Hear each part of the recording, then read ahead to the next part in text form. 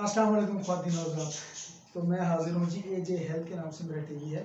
आज हमने सोचा बात करते हैं पॉलिटिक्स पे। तो जो मेरा थंबनेल है वो है नवाज शरीफ फिर डट गया। नवाज शरीफ फिर डट गया, कैसे मैं अभी साबित करता हूँ, बताता हूँ।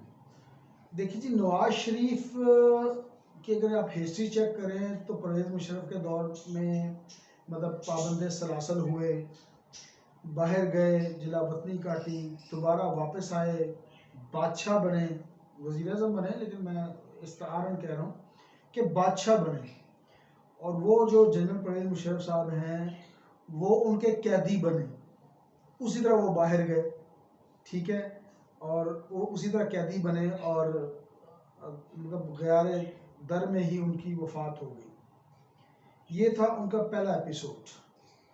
अच्छा, अब आते हैं दूसरे एपिसोड में, 2018 के बाद वाले एपिसोड में। तो नवाज शरीफ दोबारा कैदी बना, दोबारा बाहर गया, ठीक है, फिर पाकिस्तान आया और इन सम एक्सटेंट फिर वो किंग बना या किंग मेकर बना। और उनके जो मुखालिफ थे, मैं नाम नहीं लूँगा, तो जो मुखालफान हैं आज अटक जेल में हैं और इनकी एक छोटी सी ख्वाहिश के अटक जेल से हमें अडयाला शिफ्ट कर दे, वो नहीं पूरी हो रही।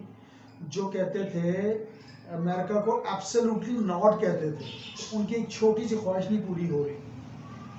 तो नवाज शरीफ किस्मत का धनी है, कैदी, बादशाह, फिर कैदी, फिर किंग मेकर और अब दोबारा किंग मेकर। याद रखिएगा, ये वीलॉग मेरा पल्ले बांध लें।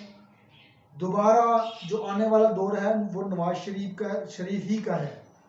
लेकिन हुआ क्या, जो मैंने कहा जी नवाज शरीफ डट गया।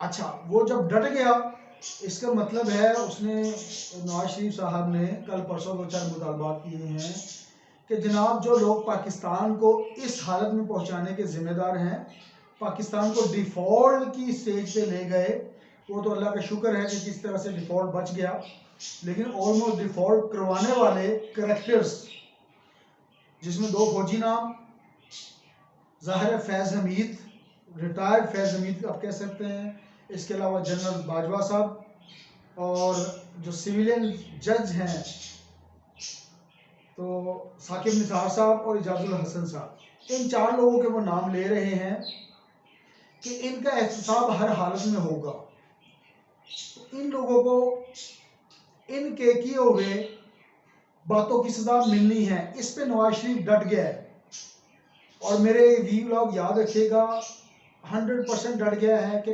इनका मैं या जो भी गवर्नमेंट आएगी, वो कोलिशन गवर्नमेंट हो, वो हंग पार्लियामेंट हो, वो इंतजाम करेंगे।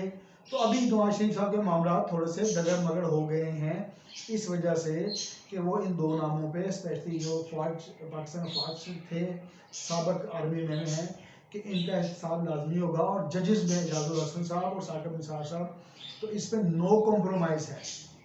याद रखिएगा, नवाज शरीफ जो कहता है वो करता है, और कहता कम है करता ज़्यादा है। उसके मंसूबे बोलते हैं, पाकिस्तान बोलता है। तो अभी नवाज शरीफ ने कह दिया कि इन 4 नामों को स्पेल नहीं करना तो नहीं करना, इसके लिए उनको गवर्नमेंट मिलती है नहीं मिलती, लेकिन नवाज शरीफ अपने मौक़िफ़ से पीछे नहीं हटेगा। और जो तारीख उसने सेट की है वो 21 अक्टूबर है या 22 अक्टूबर है, उसको वो पाकिस्तान में होगा, इसको नोट कर लें। तो थैंक यू वेरी मच। मैं डॉक्टर अकील जावेद, मेरा वीलॉग याद रखिएगा, मेरे चैनल को सब्सक्राइब कर दें। Thank you very much for watching.